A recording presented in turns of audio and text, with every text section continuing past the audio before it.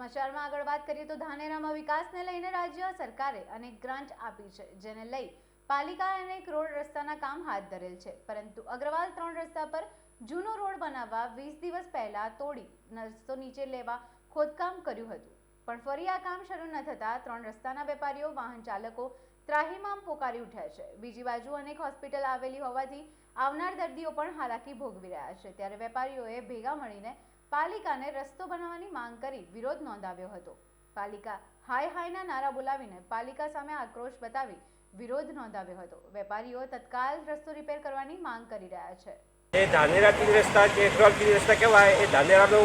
નાક કહેવાય, અને અહીંયા જો બહારથી માણસો આવનાર, એ હોસ્પિટલમાં આવનાર માણસો, એ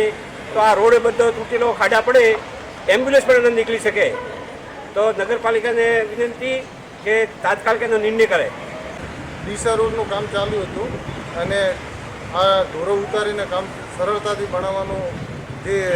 વાતાવરણ ચાલુ હતું, પણ ટૂંક સમયથી આજે મહિનાથી કામ બંધ છે। એમાં દૂધની પંપી ઉડે, હેડવા સાધનો ખૂબ તકલીફ પડે, તો એ વિશે અમે બધા ભેગા થઈ અને રજૂઆત કરવા માગે છે કે જેમ બને એમ આ રોડનું કામ તરત કરે એવી અમારી માંગ ઉડી રહી છે।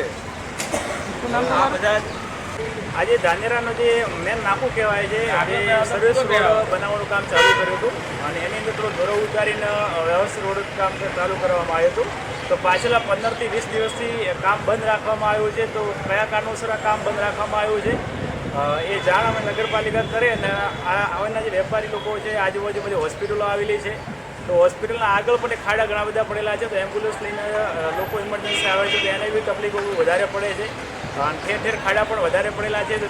તરતનો નિર્ણય નગરપાલિકા લાવે, જો નગરપાલિકા આનો તરત નિર્ણય નહીં લાવે તો કોઈના બધા વેપારીઓને ડૉક્ટરના જે કોઈ હોસ્પિટલ ચાલે છે, હોસ્પિટલના ડૉક્ટરોને બધા ભેગા મળી અને ચક્કાજામ હોસ્પિટલ આગળ અમે જે રસ્તો ચાલી રહ્યો છે, રસ્તો બંધ કરવામાં અમે ચક્કાજામ કરીશું, તો એની સંપૂર્ણ જવાબદારી નગરપાલિકાની રહેશે અને આ રોડ સર્વિસ ચાલુ કરે અને સર્વિસ રોડ પર ડામર વ્યવસ્થિત કરીને કામ પૂર્ણ કરે તો દરેક અમે આભાર પણ માનીશું।